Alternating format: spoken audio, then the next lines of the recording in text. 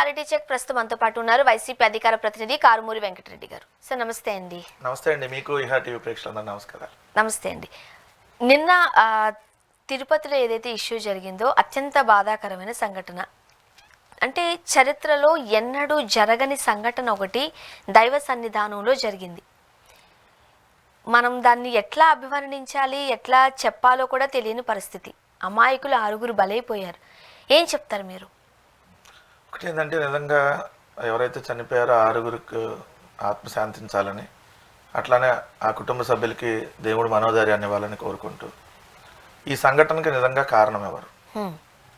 ఏంటంటే, ఆ తిరుమల తిరుపతి చరిత్రలో ఒక వైకుంఠ ద్వార దర్శనానికి టికెట్లు తీసుకోవటానికి వచ్చి తొక్కిసలాట జరిగి చనిపోవటం అనేది ఇప్పటివరకు ఎప్పుడు జరగలేదు. అసలు ఎప్పుడైనా నార్మల్గా తోపులాటలు జరుగుతాయి, చిన్న చిన్న గాయాలైన సంఘటనలు ఉండదు తప్ప ఎప్పుడు ఇలా చనిపోయినటువంటి సంఘటనలు కూడా లేవు. కానీ ఇంత పెద్ద ఇన్సిడెంట్ అంటే ఒక మహాఘోర విషాదం అని చెప్పాలి. దీనికి నిజంగా కారణం ఎవరు అనే దాని మీద మనం లోతుగా పరిశీలిస్తే, ఒకటి రాష్ట్ర ప్రభుత్వం, 2 తిరుమల తిరుపతి దేవస్థానానికి సంబంధించినటువంటి బోర్డు, దానికి సంబంధించినటువంటి అధికార యంత్రాంగం, ఆంధ్రప్రదేశ్ రాష్ట్ర పోలీస్ వ్యవస్థ. ఎందుకు వీళ్ళందరినీ మనం దాన్ని బాధ్యులు చేయాలంటే, ఎప్పుడైనా ఒక ఇన్సిడెంట్ జరిగేటప్పుడు ఆ ఇన్సిడెంట్ జరగడానికి గల కారణాలు మనం లోతుగా అన్వేషించినప్పుడు ఖచ్చితంగా ఇది అంతకుముందు ఇట్లాంటిది ఏమన్నా ప్రోగ్రామ్ చేసినప్పుడు ఏ విధంగా చేశారు, ఇప్పుడు ఎలా చేశారు అనే దాని మీద ఖచ్చితంగా మనం డిస్కషన్ చేయాలి. ఇప్పుడు 2022 సంవత్సరంలో వైకుంఠ ద్వార దర్శనం టికెట్లు 10 రోజుల పాటు వైకుంఠ ద్వార దర్శనానికి అప్పుడు టికెట్స్ ఇచ్చింది టీటీడీ. అప్పుడు జగన్మోహన్ రెడ్డి గారు ప్రభుత్వం ఉన్నప్పుడు 2023 డిసెంబర్లో కూడా ఏదైతే వైకుంఠ ఏకాదశి జరిగినప్పుడు ఇచ్చింది. 2024కి సంబంధించి ఇప్పుడు వచ్చింది జనవరి 25 స్టార్టింగ్లో వచ్చింది వైకుంఠ ఏకాదశి. సో అప్పుడు కూడా ఇదే విధంగా టికెట్లు ఇచ్చినప్పుడు అప్పుడు జరగనటువంటి తొక్కిసలాట ఇప్పుడు ఎందుకు జరిగింది? సాధారణంగా ఇదే మొదటిసారి కూడా కాదు. అప్పుడు కూడా రోజుకు 10,000 మంది చొప్పున ఇచ్చారు టికెట్స్. అప్పుడు కూడా సేమ్ ఇప్పుడు ఏదైతే మనం కేంద్రాలు కింద తిరుపతిలో ఏదైతే 8 కేంద్రాలను ఏర్పాటు చేశారో అదే కేంద్రాలు అప్పుడు కూడా ఉన్నాయి. ఇప్పుడు రామానాయుడు స్కూల్ అనే దగ్గర ఏదైతే తొక్కిసలాట జరిగిందో గడిచిన 2022లో అక్కడ టికెట్లు ఇచ్చారు, 23లో టికెట్లు ఇచ్చారు. బట్ ఈ సంవత్సరం కూడా అక్కడ టికెట్లు ఇవ్వడానికి సంబంధించి ఎందుకు జరిగింది తొక్కిసలాట? సాధారణంగా ఇప్పుడు లక్షల్లో అక్కడికి భక్తులు వస్తారు అని తెలుసు. ఒక రకంగా చెప్పాలంటే 2 తెలుగు రాష్ట్రాలు, ఇటు చెన్నై నుంచి, తమిళనాడు నుంచి, మరోపక్క కర్ణాటక నుంచి ఎక్కువ మంది భక్తులను మనం చూస్తూ ఉంటాం. 9 కేంద్రాలు ఏర్పాటు చేయడం జరిగింది. 7 లక్షల మందికి భక్తులు ఉన్నారు, టికెట్లు ఇచ్చామని వాళ్ళే చెబుతూ ఉన్నారు. సో లక్షల్లో వస్తారని తెలిసి కూడా ఎక్కడ అలసత్వం ప్రదర్శించారు? ఎందుకు అంత నిర్లక్ష్యం వహించారు? ఇప్పుడు సపోజ్ మీకు ఒక సినిమా థియేటర్ ఉంటుంది, సినిమా థియేటర్కి బయట గేట్ ఏర్పాటు చేస్తారు. టికెట్స్ ఎప్పుడైతే సపోజ్ ఉదయం 11 గంటల ఆటకి టికెట్స్ ఇవ్వాలనుకో, వాళ్ళు 9 గంటలకో 10 గంటలకో దాన్ని కౌంటర్ ఓపెన్ చేసి కౌంటర్లో మనిషి కూర్చున్నాక టికెట్స్ ఇష్యూ చేసే అతను అప్పుడు జనాలందరినీ క్యూ లైన్లోకి వదులుతారు. ఇక్కడ తిరుపతిలో ఏం చేశారు, రేపు టికెట్లు ఇవ్వాలి అంటే రేపు ఉదయం టికెట్లు ఇచ్చేదానికి ముందు ఒక రోజు ముందు నుంచి జనాలందరినీ క్యూ లైన్లోకి వదిలారు. జనాలందరూ క్యూ లైన్లోకి వదిలినా క్యూ లైన్లో ఉన్నారు. మళ్ళీ ఏదన్నా వాష్రూమ్కి వెళ్ళాలంటేనో ఏదన్నా తినాలంటేనో బయటకు వచ్చే పరిస్థితి ఉండదు. కనీసం మీరేమన్నా సదుపాయాలు ఏర్పాటు చేశారంటే అది లేదు.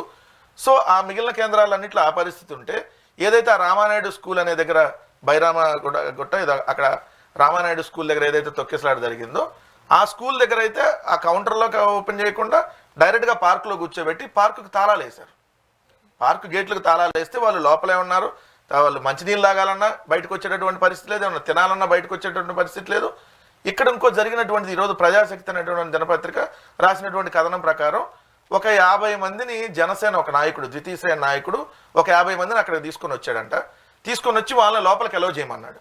ఏదైతే ఆ పార్కు దగ్గరికి ఆల్రెడీ క్లోజ్ చేసింది కదా, వీళ్ళని కూడా లోపలికి అలౌ చేయండి అనేటప్పుడు ఆల్రెడీ ఒక మనిషి ఎవరో బాగోపోతే ఆమె బయటకు తీసుకొచ్చేటటువంటి వాళ్ళు గేట్ ఓపెన్ చేసినప్పుడు వీళ్ళని కూడా లోపలికి వదులుతున్నటువంటి తవనలో అమ్మో టికెట్లు ఇస్తున్నారనేటటువంటి దాంట్లో వాళ్ళందరూ వచ్చి తోపులాట జరిగింది. దానివల్ల తొక్కుంటా వెళ్ళిపోయి చనిపోయారనేది ఈరోజు ప్రజాశక్తి రాసినటువంటి కారణం. అంటే కంప్లీట్గా ఒక ఆర్గనైజ్డ్ లేకుండా మొత్తం ప్రభుత్వ యంత్రాంగం అంతా రాజకీయ నాయకుల ఏదైతే కనుసన్నల్లో నిమగ్నమై రాజకీయ నాయకులకు బాగా ఊదే పనిలో పడి మొత్తం ఇక్కడ గాలికి వదిలేశారు. దానివల్ల జరిగినటువంటి తప్పిదం అని క్లియర్గా జరుగుతుంది. ఎందుకు ఆ మాట అంటున్నాను, ఇప్పుడు మొన్న నరేంద్ర మోడీ గారి మీటింగ్ జరిగింది విశాఖపట్నం. నరేంద్ర మోడీ గారి మీటింగ్ జరిగితే నరేంద్ర మోడీ గారి మీటింగ్ వచ్చినటువంటి దాని దగ్గర 32 మంది ఐపీఎస్లు భద్రతగా వచ్చారు, 18 మంది ఎడిషనల్ ఎస్పీలు భద్రతగా వచ్చారు, 60 మంది డిఎస్పీలు భద్రతగా వచ్చారు, 180 మంది సిఐలు భద్రతగా వచ్చారు, 400 మంది ఎస్ఐలు, 5,000 మంది కానిస్టేబుళ్ళు, అంటే దాదాపుగా 6,000 మంది నరేంద్ర మోడీ గారి మీటింగ్కి భద్రతగా వచ్చారు. చంద్రబాబు నాయుడు గారు మొన్న కుప్పం వెళ్తే 2,000 మంది భద్రత, నిన్న పవన్ కళ్యాణ్ గారు వస్తే ఒక 2,000 మంది, నిన్న చంద్రబాబు నాయుడు గారు పరామర్శకు వస్తే ఒక 2,000 మంది. మరి ఇక్కడ 1,20,000 టికెట్లు, మీరు 3 రోజులకు సంబంధించి 1,20,000 టికెట్లు ఇస్తున్నామని అనౌన్స్ చేసినప్పుడు 1,20,000 టికెట్లకి ఎంతమంది లైన్లోకి వస్తారు?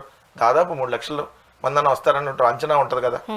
వచ్చినప్పుడు వాళ్ళు మీరు ఎప్పుడు వెళ్ళాలో ఒక ప్లాన్డ్గా, ఇది ఈ రోజు మేము ఎంతమందికే ఇస్తాం, లేదు ఈ రోజు ఈ జిల్లాల వాళ్ళు రండి, ఈ కౌంటర్ ఈ జిల్లాల వాళ్ళకి, ఈ కౌంటర్ ఈ జిల్లాల వారికి. సో మీరు 8 కౌంటర్లు పెట్టినప్పుడు 8 కేంద్రాల్లో, ఒక్కో కేంద్రంలో 7 కౌంటర్లు 8 కౌంటర్లు పెట్టినప్పుడు ఇదిగో పలానా కేంద్రం, పలానా విష్ణు నివాసం దగ్గర ఉన్న కేంద్రంలో ఇదిగో ఈ జిల్లాల వాళ్ళే ఇక్కడ రావాలి, బోర్డు పెట్టాలి. అప్పుడు ఆ జిల్లాల వాళ్ళే వస్తారు.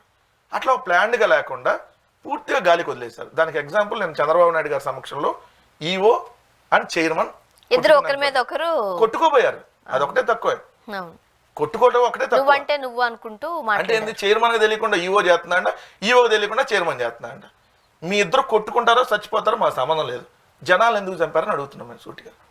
మీ తప్పిదం వల్ల చైర్మన్ ఈఓ వీళ్ళిద్దరూ ప్రధాన కారకులు. A1గా చైర్మన్ పెట్టి అరెస్ట్ చేయాలి. టీటీడీ చైర్మన్ అయినటువంటి బొలినేని నాయుడు దీంట్లో A1, A2 ఈఓ శ్యామలరావు, వీళ్ళిద్దరిని ముందు అరెస్ట్ చేయాలి. ఎందుకంటే 6గురిని చంపడానికి ప్రధాన కారణం వీళ్ళే. ఏళ్ళ మధ్య ఏం గొడవలు ఉన్నాయో, ఏ మ్యాటర్లో గొడవ వచ్చిందో, ఏ విషయంలో గొడవ వచ్చిందో మా సంబంధం లేదు. మీ ఇద్దరు గొడవపడి ప్రజల ప్రాణాలను గాలికి వదిలేసి ఒక బాధ్యత గల వ్యవస్థలో మిమ్మల్ని అందరిని పెడితే ఒక అతను చైర్మన్, అర్హత లేకుండా ఆయనకు చైర్మన్ ఇచ్చారు. చైర్మన్ ఎట్టంటానికి ఇచ్చారో తెలుసా? ఈ ప్రభుత్వంలో చైర్మన్ 5 సంవత్సరాలుగా తిరుమల వెళ్ళనట్టుగా చైర్మన్ ఇచ్చారు. ఎంతకంటే ఏమన్నా ఉంటుందా? అంటే ఆయన ఒక మీడియా అధిపతిగా ఉన్నారు, ఒక ఛానలే భక్తి కోసం నడుపుతున్నారు. సో వాళ్ళు తప్ప ఇంకెవరు అర్హులు అన్న విషయాన్ని కూడా వాళ్ళు చెప్పిన సందర్భం. ఒక ఛానల్లోనేమో భక్తి నడుపుతాడు, ఇంకో ఛానల్లోనో రాత్రిపూట రక్తి నడుపుతాడు. ఇక ఆయన చైర్మన్, ఇంక మళ్ళీ దాని గురించి మనం ఏం డిస్కస్ చేస్తామండి? ఓ ఛానల్ పేరుకు భక్తి, ఇంకో ఛానల్లోనే న్యూస్ ఛానల్ పెడితే అర్ధరాత్రి రక్తి నడుపుతాడు. అప్పట్లో మరి ఈయన ఎట్లాంటి సనాతనో లేదంటే ఎట్లాంటి హిందూ మత ఉద్ధారకుడో? ఎవడన్నా తిరుమల వెంకన్న స్వామిని 5 సంవత్సరాలు బహిష్కరిస్తాడా అండి? జగన్మోహన్ రెడ్డి గారు ముఖ్యమంత్రిగా ఉన్నాడని చెప్పి తిరుమల వెంకన్న స్వామిని బహిష్కరించాడు. ఈయన వెంకన్న స్వామి గుడికి వెళ్ళాల తిరుమల. ఈయన ఇప్పుడు చైర్మన్ అయితే ఎట్లాంటి ఘోరాలు జరుగుతాయి? ఎట్లాంటి ఘోరాలు జరుగుతుంది? ఇంకో ఈవో శ్యామలరావు, ఆయనకి ఏం అనుభవం ఉంది? జంతువులు కొవ్వు కలిసిందని చంద్రబాబు నాయుడు చెప్పమంటే చెప్పేస్తాడు, పంది కొవ్వు కలిసిందని చెప్పమంటే చెప్పేస్తాడు. ఎట్లాంటి వాళ్ళు ఈవోగా ఉంటే ఖచ్చితంగా ఇట్లాంటి ఘోరాలే జరుగుతాయి. సో నేను క్లియర్గా అనేది దీనికి కారణం ప్రభుత్వ తప్పిదం.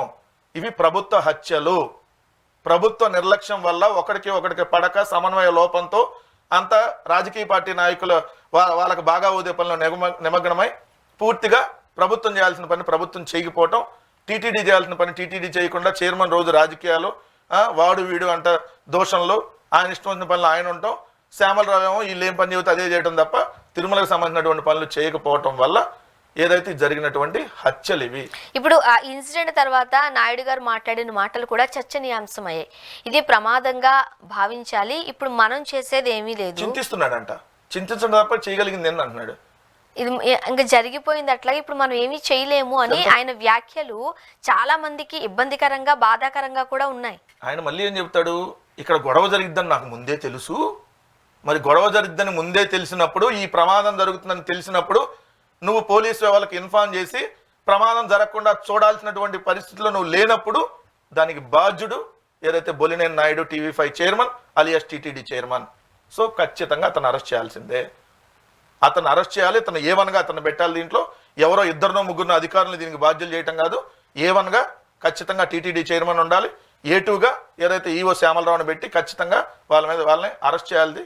అరెస్ట్ చేస్తే అప్పుడు ఆ కుటుంబాలకి న్యాయం జరిగింది. అంతే తప్ప మీరు ఏదో 10-11 డబ్బులు ముష్టెత్తే కుటుంబాలకు న్యాయం జరగదు. 6 కుటుంబాలండి ఈరోజు. వాళ్ళు వైకుంఠ ఏకాదశికి వైకుంఠ ద్వారదర్శనం ద్వారా వెళ్ళాలంటే ముందే వైకుంఠానికి పంపించారు ఈ ప్రభుత్వం, డైరెక్ట్గా వైకుంఠానికి పంపించారు వాళ్ళని చంపేసి. సాధారణంగా ఇది ప్రతి సంవత్సరం జరిగే విషయమే, ప్రతి సంవత్సరం కూడా లక్షలాదిలో భక్తులు వస్తారని తెలిసిన విషయమే. అయినప్పటికీ కూడా ఓ పక్క నిర్లక్ష్యం అయి ఉండొచ్చు, ఓ పక్క అలసత్వం అయి ఉండొచ్చు, లేకపోతే వీళ్ళు ఫస్ట్ టైం ఈ పదవిలో కూర్చున్నారు కాబట్టి ఎలా నిర్వహించాలో ఎక్స్పీరియన్స్ లేకపోవచ్చు. సో రకరకాల కారణాలు తెర మీదకి వస్తూ ఉన్నాయి. మీరేం చెప్తారు? దీంట్లో ఎక్స్పీరియన్స్ లేదు అన్నారు. ఎక్స్పీరియన్స్ లేకపోయినా ఇప్పుడు కొంతమంది దాన్ని సమర్థవంతంగా కూడా నిర్వహించగలరు ఎక్స్పీరియన్స్ లేకపోయినా. అంతకుముందు తిరుమల తిరుపతి దేవస్థానాన్ని అంతకుముందు సుబ్బారెడ్డి గారు చైర్మన్గా చేయలేదు కదా, వైవి సుబ్బారెడ్డి గారు. కరుణాకర్ రెడ్డి గారు అంటే చేశారు రాజశేఖర్ గారి టైంలో. కానీ సుబ్బారెడ్డి గారు ఎంత సమర్థవంతంగా నిర్వహించారు ఆ పదవిలో. సో కొత్త కొత్త సంస్కరణలు తీసుకొని వచ్చారు. ఏదైతే హిందూ దేవాలయాలని ఏదైతే పునర్నిర్మించేటటువంటి కార్యక్రమం శ్రీవాణి ట్రస్ట్ అనేది ఒకటి తీసుకొని వచ్చి దాని ద్వారా వచ్చేటటువంటి ఆదాయంతో హిందూ దేవాలయాలను పునరుద్ధరించే కార్యక్రమం చేశారు. లాస్ట్ టైం ఏదైతే 2022 సంవత్సరం ఈ టైంలో ఏదైతే ఈ వైకుంఠ ద్వార దర్శనానికి 10 రోజుల టికెట్లో ప్లాన్డ్గా ఇదిగో రోజుకు 10,000 టికెట్స్ పలానా కౌంటర్లో ముందే అక్కడంతా పోలీస్ వాళ్ళని పెట్టి మైకులు పెట్టి ఎవరైనా వచ్చారనుకోండి, సపోజ్ ఒక 20 మంది 30 మందో లేదా 100 మంది వచ్చి మాకు టికెట్లు రేపు పొద్దున్న టికెట్లు ఇస్తుంటే ఈ రోజే వచ్చినా మీరు ఎక్కడ ఎవరు ఉండటానికి వీల్లేదు, సో మీరు ఎక్కడ నుండి రేపు ఆ టైంకే ఓపెన్ చేస్తారు కౌంటర్లు, అప్పుడే రావాలి అని చెప్పడం వల్ల కౌంటర్లు ఓపెన్ అవ్వగానంటే మూవ్ అవుతూ ఉంటారు. మనం మూవింగ్ ఉందనుకోండి తొందరగా తీసుకొని వెళ్ళిపోతూ ఉంటారు. ఇక్కడ 24 గంటలు మూవ్ అవ్వకుండా మీరు అక్కడే పెట్టి కనీసం మంచినీళ్ళు ఇవ్వకుండా ప్రజల ప్రాణాలు తీసేటటువంటి ఉద్దేశం అయితే గంటకి మానిటరింగ్ ఉండాలి. ఇప్పుడు బాధితులు మాట్లాడే మాటలు కూడా మీరు గమనించారా? పశువుల దొడ్లోకి పశువులు వదిలినట్టుగా ఒక్కసారిగా వదిలేసరికి ప్రతి ఒక్కరికి హ్యూమన్ సైకాలజీ ఒకటి ఉంటుంది, ఖచ్చితంగా టికెట్లు అయిపోతాయేమో, ఇంతసేపు వెయిట్ చేసాము. ఇప్పుడు దాదాపుగా 16-17 గంటలు అక్కడ వెయిట్ చేసి వాళ్ళని ఏదో జైల్లో కుక్కేసినట్టుగా పార్కు లోపల తాళం వేసి వాళ్ళు బయటికి వెళ్ళాలన్నా మీరు తలుపు తీరు, ఏమన్నా తినాలన్నా లేని పరిస్థితి. అంటే జనాలందరినీ అక్కడ ఆకలితో చంపేసి వాళ్ళని ఒకేసారి మీరు మళ్ళీ దాన్ని గేట్ తీసి వదిలేసి వాళ్ళందరి మరణానికి కారణం వీళ్ళే కదా. అంటే టీటీడీకి సంబంధించి దానికి చైర్మన్ ఎవరు, ఈఓ ఎవరు, వాళ్ళు ఎవరైతే ఉన్నారో వాళ్ళు దానికి బాధ్యులు. కానీ మీరు అన్నట్టుగా ఎక్స్పీరియన్స్ లేదన్నారు కదా, దీంట్లో కూడా దాంట్లో అది కూడా కీలకమైన పాయింట్. ఎందుకంటే ఇది మొత్తం ఒక 5 డిపార్ట్మెంట్స్ కన్సర్న్లో నడుస్తుంది. ఒకటి TTD vigilance, 2 TTD engineering department, అట్లానే టీటీడీకి సంబంధించినటువంటి ఐటీ డిపార్ట్మెంట్, టీటీడీకి సంబంధించిన హెచ్ఆర్ డిపార్ట్మెంట్, అదేవిధంగా పోలీస్ వ్యవస్థ. ఈ 5 కోఆర్డినేషన్స్లో ఏదో ఈ సిస్టమ్ అనేది ఉంటుంది. అసలు ఎంత దారుణం అంటే టికెట్స్ కౌంటర్ కేంద్రాల్లోకి మనం టికెట్ ఇచ్చే ప్రింట్లు ఉంటాయి కదా, ఆ ప్రింట్ బండిల్స్ ఉంటాయి కదా, ఆ మన బండిల్స్ దాంట్లో నుండి ప్రింట్ వస్తుంది కదా, అవి కూడా చేరలే. కానీ జనాలందరూ లైన్లో క్యూలో నిలబెట్టారు అప్పటికి. అంటే ఎంత నిర్లక్ష్యంగా ఉన్నారు వాళ్ళు అనేది దానికి ఒక ఎగ్జాంపుల్. రెండోది అసలు అంబులెన్స్లు అక్కడ ఏదైనా చిన్న ఏదైనా గాయాలైనో లేదంటే ఏదైనా తోపులాట జరిగినప్పుడు ఎవరైనా సొమ్మసిల్లి పడిపోతున్నా అంబులెన్స్లో తీసుకెళ్లాలి కదా, అంబులెన్స్లు ఓరకు నామకే వాస్తుగా పెట్టారు. డ్రైవర్లు అరగంట అయినా అక్కడికి రానటువంటి పరిస్థితి. ఎందుకు రాలేదు తెలుసా డ్రైవర్లు? ఆ డ్రైవర్లు కూడా వెనకదారిలో దర్శనాలకు టికెట్ల కోసం వెళ్ళారు. పోలీసులు కూడా దర్శనాలకు దొంగదారిలో టికెట్ల కోసం, ఎందుకంటే బ్యాక్ డోర్లో వెళ్ళి వాళ్ళకి సంబంధించిన వాళ్ళ టికెట్లు తీసుకునే పనిలో ఉన్నారు. రాజకీయ నాయకులు వాళ్ళకి సంబంధించిన వాళ్ళు అంటూ టికెట్లు తీసుకునే పనిలో ఉన్నారు. ఇక్కడేమో వేల మంది ఏదైతే క్యూ లైన్లో ఉన్నారు. అంటే ఎంత దారుణమైన పరిస్థితి ఈరోజు ఆంధ్రప్రదేశ్ రాష్ట్రంలో ఉంది. ఈ కూటమి వాళ్ళు వచ్చిన తర్వాత 7 నెలలుగా మీరు చూస్తే అత్యాచారాలు, హత్యలు, తొక్కిసలాటలు, లేదంటే ప్రజల మీద బాధుడు, లేదంటే ప్రజల మీద దాడులు, ఇష్టానురీతిలో దూషణలు, ఇది తప్ప 7 నెలలుగా ఏమన్నా వీళ్ళు చేసిన ఒక మంచి పని ఉందా? ఇప్పుడు 6గురిని పట్టణ పెట్టుకున్నారు. 6 చంద్రబాబు నాయుడు వస్తేనే దరిద్రం పట్టిద్దాం రాష్ట్రానికి. ఆ పాదం మహిమ లాంటిదేమో. ఎందుకంటే పుష్కరాల్లో కూడా ఆ రోజు కూడా చూస్తే మొత్తం గేట్లు వేసేసి చంద్రబాబు నాయుడు స్నానం చేసిన దాకా ఎవరు స్నానం చేయకూడదంట. ఈ మహానుభావుడికి విఐపి ఘాట్లు పెట్టారు కదా, విఐపి ఘాట్లో స్నానం చేయకుండా సామాన్య భక్తులు చేసే దగ్గర స్నానం చేసేందుకు బోయిపాటి తీస్తున్నాడు షార్ట్ ఫిల్మ్. అందుకని చెప్పి ఆ షూటింగ్ కోసం అందరినీ మొత్తం లాకేసి పెట్టేసి గేట్లు బారికేట్లు అన్నీ పెట్టేసి ఎవరిని రానియకుండా చంద్రబాబు నాయుడు స్నానం అయిపోగానే అందరూ ఒకేసారి వదిలితే 29 మంది చనిపోయారు. దానికి ఒక ఎంక్వైరీ కమిషన్ వేసి దోషం భక్తులది పాపం మీడియాదని రిపోర్ట్ ఇప్పించారు. ఇప్పుడు కూడా ఎంక్వైరీ కమిషన్ వేస్తారు, రేపొద్దున కూడా అదే చెప్తారు. దోషం ఏమో భక్తులది, ఈ పాపం అంతకుముందు ఉన్న వైఎస్ఆర్ ప్రభుత్వాన్ని, అందుకని 10 రోజులు దర్శనం పెట్టారని కూడా చెబుతారు. ఇంత దుర్మార్గమైనటువంటి పాలన ఇక్కడ చూస్తా ఉంటే కడుపు తరిక్కిపోతా ఉంది. ఇప్పుడు ఈ నిన్న జరిగిన ఇన్సిడెంట్ కి సంబంధించి బాధ్యులుగా చూపిస్తూ కొంతమంది అధికారులను సస్పెండ్ చేయడం జరిగింది. దానికి సంబంధించి కూడా ఆరోపణలు ఎదుర్కొంటుంది ఈరోజు కూటమి ప్రభుత్వం.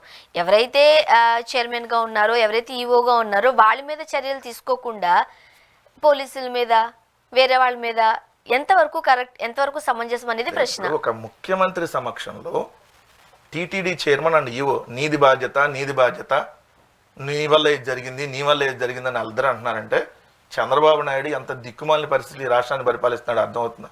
45 ఏళ్ల రాజకీయం, నువ్వు ఒక రాష్ట్రానికి ముఖ్యమంత్రివి, నీ సమక్షంలో ఒక అధికారి అండ్ ఒక చైర్మన్, వాళ్ళిద్దరూ నీది తప్పని కొట్టుకుంటే ముందు వాళ్ళిద్దరిని కదా సస్పెండ్ చేయాల్సింది. వాళ్ళనేమో పదవిలోంచి తీయాలి, ఇంకో అధికారిని ఏమో సస్పెండ్ చేయాలి కదా. కానీ చంద్రబాబు నాయుడు చేయలేదంటే దాంట్లో చంద్రబాబు నాయుడు కూడా భాగస్వామే కదా.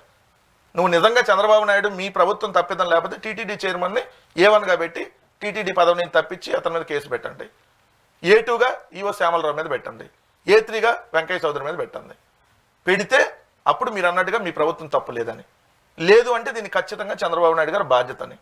ఎందుకంటే వాళ్ళని అనుకుండా ఎవరో ఒక అధికారిని, ఎవరో గౌతమి అంట, లేదంటే ఇంకో ఎవరో ఎస్పీని అంట, వాళ్ళని ఇంకో చోటకి ట్రాన్స్ఫర్ చేస్తే అయిపోయిందా? అంటే పోయిన 6 ప్రాణాలను ట్రాన్స్ఫర్తో తీసేస్తారా? దెబ్బలు తగిలిని ట్రాన్స్ఫర్ చేసేస్తే పోతుందా దెబ్బలన్నీ? చెప్పండి, నేను అడుగుతున్నా. దానికి సమాధానం చెప్పాలి కదా. అసలు నీ సమక్షంలో వాళ్ళు కొట్టుకుంటున్నారంటే నువ్వే ముఖ్యమంత్రివి, సిగ్గున్నాను కదా నీకు. ఇంకోటైతే రాజీనామా చేస్తాడు, లేదంటే వాళ్ళన్నా సస్పెండ్ చేస్తాడు, రెండింటి ఏదో ఒకటి చేస్తారు. నీకు చేతగానప్పుడు వాళ్ళని సస్పెండ్ చేసి వాళ్ళని తీసేసే, నీకు చేతగానప్పుడు నువ్వు రాజీనామా చేయి. నీకెందుకు ముఖ్యమంత్రి పదవి? రోజు వచ్చి నేను 4 సార్లు ముఖ్యమంత్రి చేశా, 45 ఏళ్ళు నీకు రాజకీయ అనుభవం ఉంది, రాజకీయ అనుభవం తీసుకెళ్ళాడన్న పెట్టుకో.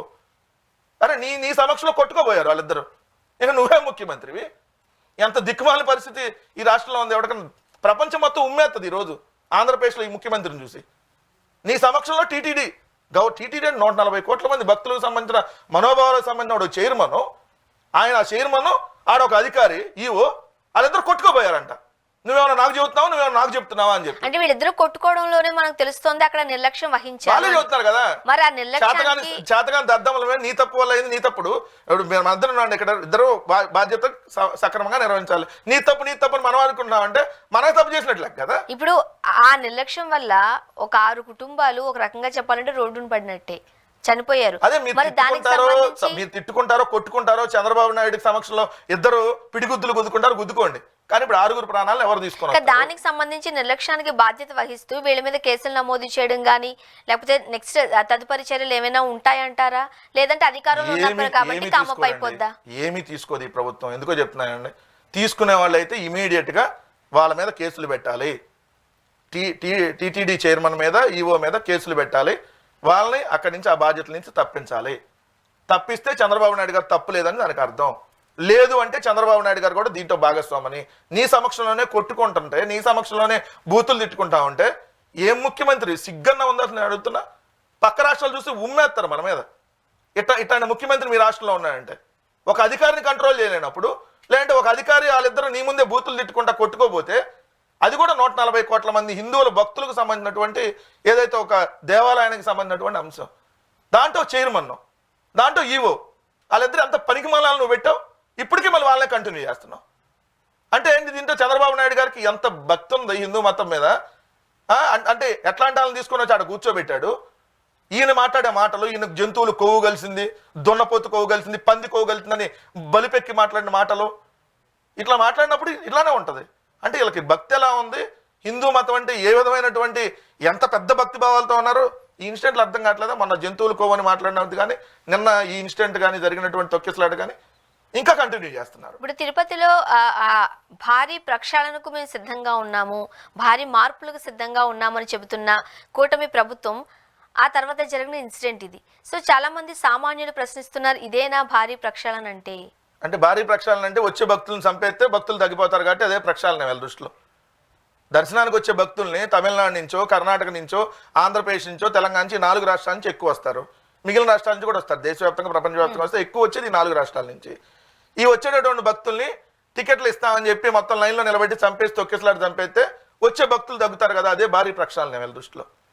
లేదంటే చైర్మన్ ఈవో కొట్టుకోవడం భారీ ప్రక్షాళనేమో. ఇదే ప్రక్షాళన. అరే వైకుంఠ ఏకాదశి రోజు వైకుంఠ ఏకాదశి రోజు ఎలా ఉండాలి, దేని మీద డిస్కస్ చేయాలి, అంత భక్తిభావంతో డిస్కషన్ జరగాల్సినటువంటి స్థితి నుంచి ఈరోజు మీరు ఏదైతే మనుషుల ప్రాణాలు తీసి ఈరోజు చర్చ అంతా దాని దగ్గర ఉందనంటే కేవలం మీ తప్పిదం వల్ల కాదా? 2000 మంది పోలీసులు చంద్రబాబు నాయుడు గారి బందోబస్తు తప్పలేదు. 2000 కాదు 20,000 మంది పెట్టండి. మరి అట్టానే వేల మంది భక్తులకు కూడా సెక్యూరిటీ ఉండాలి కదా. అంత పెద్ద క్యూ లైన్లు ఉన్నప్పుడు వాళ్ళకు కూడా కనీసం 10 మంది 20 మంది అన్న సెక్యూరిటీ ఉండాలిగా. అంటే మీకు భక్తుల ప్రాణాలకి ఏ విధమైనటువంటి విలువిస్తున్నారు, హిందూ మత భక్తులకి మీరు ఏ విధమైనటువంటి ప్రయారిటీ ఇస్తున్నారు అనేది నిన్న జరిగిన తొక్కిసలాడితే అర్థమైంది కదా. ఎప్పటికైనా దయచేసి అర్థం చేసుకోండి, ప్రభుత్వం ఎంత ఘోరమైన తప్పిదాలకు పాల్పడుతుందో. మొన్నటిదాకా కొంతమంది కుహానా మేధావులు వచ్చారు బయటికి, అసలు జంతువులు కొవ్వు కలవలేదు బాబు, లెడ్లో కల్తీ జరగలేదని చెప్పినా జరిగిపోయిందని చెప్పి ఊగిపోయిన కొంతమంది ఈ రోజు ఎక్కడ? ఏం అడుగుతున్నా నేను. పవన్ కళ్యాణ్ గారు సారీ చెప్పారుగా. ఎవడాయన? ఆయన ఎవడు సారీ చెప్పడానికి? ఎందుకు జనసేనలు చేస్తారని సారీ చెప్పాడా? ఆయన ఎవడండి సారీ చెప్పడానికి? టీటీడీ చైర్మన్ చెప్పాడా సారీ? ఈ ప్రభుత్వాన్ని నడుపుతున్న చంద్రబాబు నాయుడు చెప్పాడా? లేదంటే టీటీడీఓ శ్యామలరావు చెప్పాడా సారీ అండి అని? అంటే చంపే సారీ చెప్తే అయిపోయింది, అదేనా సనాతన ధర్మం? ఒక నెల్లి కత్తి పెట్టి పొడి చేసి సారీ అండి అదేనా మనకు ధర్మం చెప్పింది? హిందూ ధర్మం అటు చెప్పిందా? ఈ సనాతన ఉపముకి అదే చెప్పారా? సారీ చెప్పాడా? అంటే అయిపోయిందా? ప్రాణాలు తీసే సారీ చెప్తే అయిపోయిందా? గాయాలైన వాళ్ళకి సారీ చెప్పగానే ట్రీట్మెంట్ చేయకుండానే మారిపోతాయా? సారీ చెప్పాడా? అసలు ఈయన ఎవడు సారీ చెప్పడానికి? ఈయన ఏంది ఈ ప్రభుత్వంలో? ఈయన ఇప్పుడు దాంట్లో ఈయనకు బాధ్యత ఉందా సారీ చెప్పడానికి? అంటే తప్పు చేసాం మేము సారీ అని చెప్తున్నాడు సిగ్గు లేకుండా. అంటే రోజు ఇదే పనే, సంపే సారీ చెప్పటం, అంటే పవన్ పొడిచే సారీ కళ్యాణ్ గారు చెప్పటం. చెప్పారా చెప్పించారా? చంద్రబాబు నాయుడు గారు టాపిక్ డైవర్ట్ చేయడానికి చేసిన అంశమే. లేదంటే ఇప్పుడు చంద్రబాబు నాయుడు గారు పవన్ కళ్యాణ్ ఇదిగో పలానా వెళ్ళిరా, ఇదిగో పలానా వెళ్ళి ఇది మాట్లాడరా అంటే మాట్లాడి వస్తాడు. చంద్రబాబు నాయుడు గారు చెప్పినట్టే చేస్తాడు, అంతమించి ఒక్కటి కూడా ఎక్స్ట్రా చేయడు. ఒక చెప్పిన పని కరెక్ట్గా చేయటంలో మాత్రం చంద్రబాబు నాయుడు చెప్పిన పని కరెక్ట్గా చేయటంలో పవన్ కళ్యాణ్ మాత్రం సిద్ధవుతాడు. లేకపోతే నిన్న ఎవడండి నేను వెళ్ళి సారీ చెప్పడానికి? అంటే టాపిక్ డైవర్ట్ చేయాలి. టాపిక్ డైవర్ట్ చేసి ఇంత ప్రభుత్వం మీద ఇంత వ్యతిరేకత వచ్చేసింది కాబట్టి మొత్తం ఈరోజు ప్రపంచంలో ఉన్న హిందువులు కూడా ఈరోజు ప్రపంచవ్యాప్తంగా ఉన్న హిందువులందరూ ఈ ప్రభుత్వం మీద ఏంది ఇంత నీచం, కనీసం ఇంత తొక్కిసలాట జరగడానికి అది ప్రభుత్వమే కదా కారణం అని చెప్పి మొత్తం అనుకుంటున్నారు కాబట్టి దాన్ని డైవర్ట్ చేయడానికి పవన్ కళ్యాణ్ సారీ చెప్పించేసి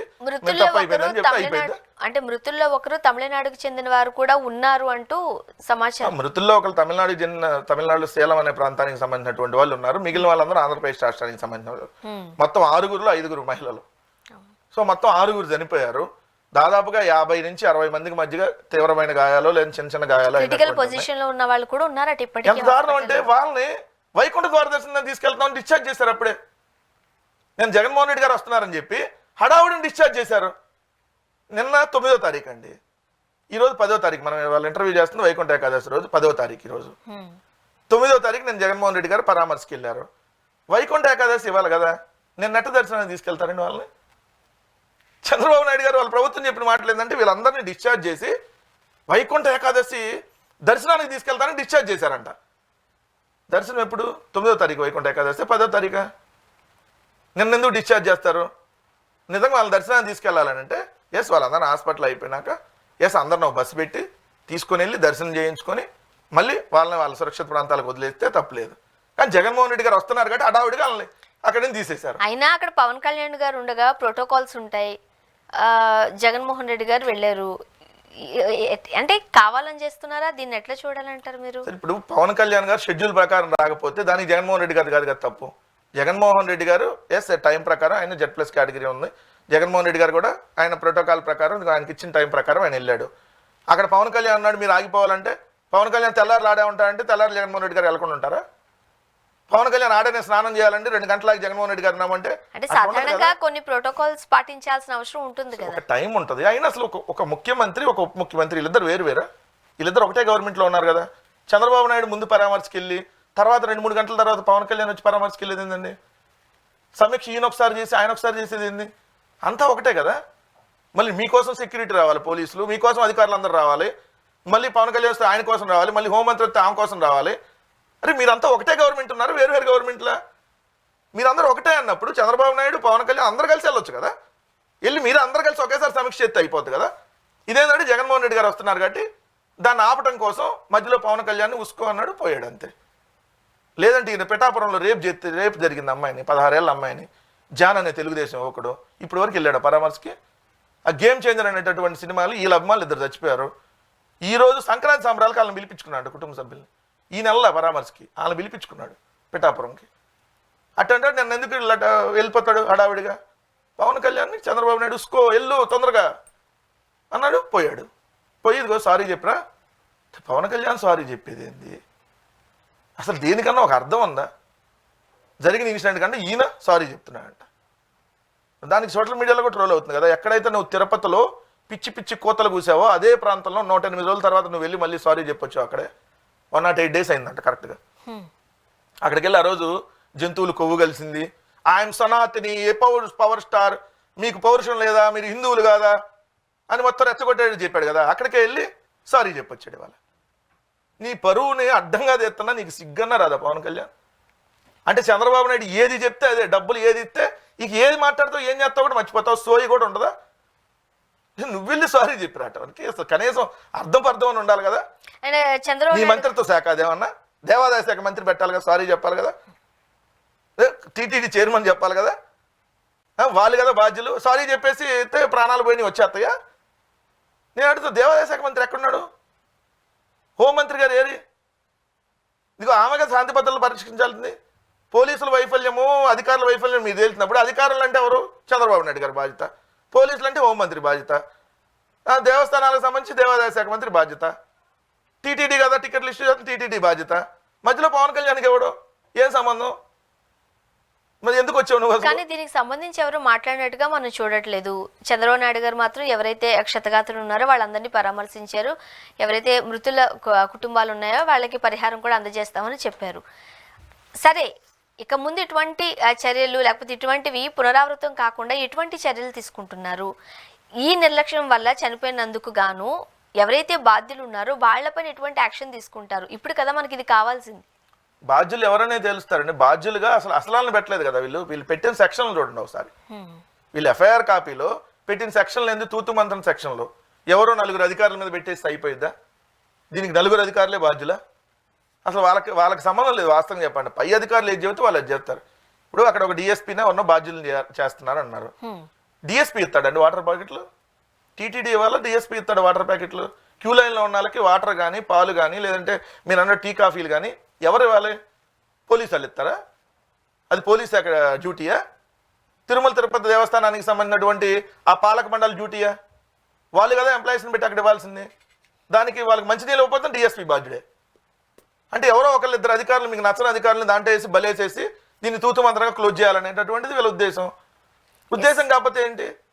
క్లియర్గా పోలీసులు మొత్తం 400 మంది ఎస్ఐలు ఎక్కడికి వెళ్ళారండి. 160 మంది సిఐలు ఉన్నారు వైజాగ్లో. చంద్రబాబు నాయుడు వస్తే మన 2000 మంది పోలీసులు ఉన్నారు కుప్పంలో. గేమ్ చేంజర్కి 1000 మంది వెళ్ళారు పోలీసులు. అంటే మీ గేమ్ చేంజర్కి ఒక మంత్రి వెళ్తాడు, ఏది ఏర్పాట్లు పర్యవేక్షించడానికి. చీఫ్ గెస్ట్గా కాదండి నేను చెప్పేది. గేమ్ చేంజర్ అనేటటువంటి ఒక పనికి మాలిన సినిమా ఒక్కడన్నా ఉన్నాడు పనికి వచ్చేవాడు, దాంట్లో సమాజానికి పనికి వచ్చినాడు, ఏమైనా సమాజానికి సేవ చేసినాడు ఒక్కడన్నా ఉన్నాడా? ఆ సినిమా దాంట్లో అంట ఆ గేమ్ చేంజర్ అనేది రాజమండ్రిలో సెట్టింగ్ వేస్తుంటే ఆ ఏర్పాట్లు పర్యవేక్షిస్తానికి ఎవరైతే జనసేన మంత్రి పోయాడు. నీకేం సంబంధం? అది ప్రభుత్వ ఫంక్షనా ప్రైవేట్ ఫంక్షనా? నువ్వు ఎట్టబోయావు, ఏ హోదాలో పోయావు పర్యవేక్షించడానికి? 2 ఆ ఫంక్షన్కి అటెండ్ అవుతాడు ఉప ముఖ్యమంత్రి. అది మొత్తం రాజకీయ ఫంక్షన్. గేమ్ చేంజర్ అని రాజకీయంగా మాట్లాడేస్తారు, అయిపోయింది. రామ్ చరణ్కి సెక్యూరిటీ కల్పించడం కోసం పవన్ కళ్యాణ్ వెళ్ళాడు, 1000 మంది పోలీసులు. మీకు గేమ్ చేంజర్ మీద ఉన్నటువంటి దృష్టి ఆ గేమ్ చేంజర్ ఫంక్షన్ని బాగా ఆర్గనైజ్ చేయాలి, దానికి బందోబస్తు కల్పించాలి, దానికి మంత్రి పర్యవేక్షణ ఈ పెట్టినాలకి మీకు వైకుంఠ ఏకాదశి మీద లేదా శ్రద్ధ? అంటే మీకు హిందూ మత భక్తుల మీద లేదా? తిరుమల భక్తులు అంటే మీకు అంత నిర్లక్ష్యమా? అంటే మీకు సినిమాల మీద ఉన్నటువంటి శ్రద్ధ ఏదైతే ఈ హిందూ మత భక్తుల మీద మీకు లేదా? మళ్ళీ నువ్వు ఒక సనాతనివి, ఒక ఉపమూవి, నువ్వు వెళ్ళి సారీ చెప్పొస్తావు. ఖచ్చితంగా ఇది ప్రభుత్వం టీటీడీ కలిపి చేసినటువంటి నిర్లక్ష్యం. బాధ్యత రాహిత్యంగా ఎవడి పని వాడు చేయకుండా ప్రతి ఒక్కడు రాజకీయం మాట్లాడేసి చేసిన దానివల్ల ఈ జరిగినటువంటి హత్యలు ఇవి తొక్కిసలాట వల్ల జరిగినాయి కాదు, ఇవి ఖచ్చితంగా ప్రభుత్వ హత్యలు. దీని మీద ఖచ్చితంగా దోషులుగా TV five alias TTD chairman BR Naidu and ఎవరైతే ఉన్నారో ఈవోగా ఉన్న శ్యామలరావు, వీళ్ళు A1 A2 ఖచ్చితంగా వీళ్ళ మీద కేసు నమోదు చేయాలి. హ్యూమన్ రైట్స్ కమిషన్ కూడా ఖచ్చితంగా స్పందించాల్సిన అవసరం ఉంది. దయచేసి గౌరవ హైకోర్టు వారు కూడా దీన్ని సుమోటోగా తీసుకొని ఇంతమంది ప్రాణాలు కోల్పోయినటువంటి దాని మీద ఏదైతే మీరున్నటువంటి రిటైర్డ్ జడ్జితో కానీ ఎవరితో అన్న సిట్టింగ్ జడ్జితో కానీ విచారణ జరిపించాలని చెప్పి మేము కోరుతాం. థ్యాంక్ యూ సో మచ్ అండి, మీ అభిప్రాయం మాతో పంచుకున్నారు. Thank you very much. ఇది వాటి రియాలిటీ చెక్. Stay tuned.